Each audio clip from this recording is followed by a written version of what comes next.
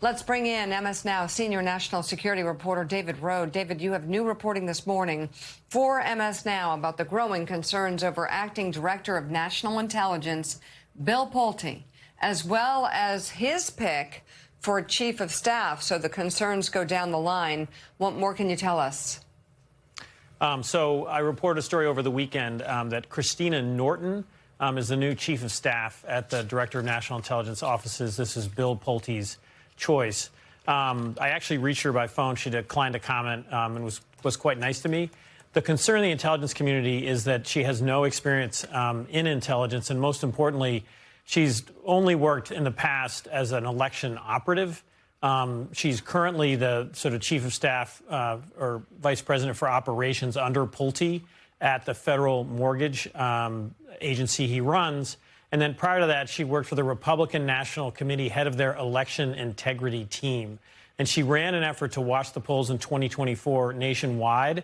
But the people that were sent to the polls included Republican conspiracy theorists, Jack Posobiec, who spread the Pizzagate conspiracy theory. That was that a pizza parlor in Washington, D.C. Was abducting and trafficking children for sexual abuse. So she oversaw that effort.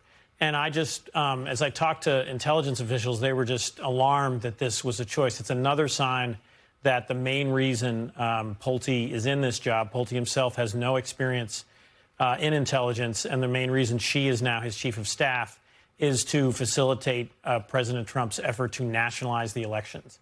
The president wants to, I guess, count the votes and decide the results of the midterms himself based on these choices to run the top intelligence agency in the country. So, David, for those who aren't familiar with the job itself that Pulte is now occupying on a temporary basis, could you describe the function of that office, the size of that office, the scope of that office, and its relations with other intelligence agencies within the government? So this office was created post 9/11, and it was to coordinate all the information coming in from the 18 different intelligence agencies in the U.S. government, because that coordination, there was a failure to stop 9/11, and coordination was part of it. No previous director of this office, the Director of National Intelligence, has ever talked about investigating domestic elections. They've looked at foreign interference in our elections, which was a bitter issue in 2016 with Russia. But that's what's so unusual here is Bill Pulte is coming in. He has used his time running this federal mortgage agency to refer political rivals of the president for criminal prosecution by the Justice Department.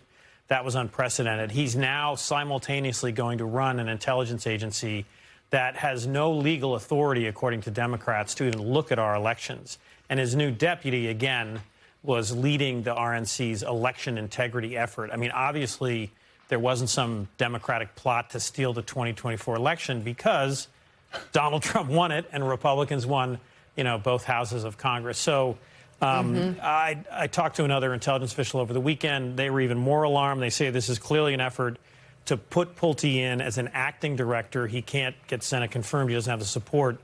And, so that Trump can nationalize our country's voting in the midterm. So it's just incredibly alarming to so many people that you now have two people with no intelligence experience and a loyalty to the president and a backing of election conspiracy theories appear to be their main qualifications.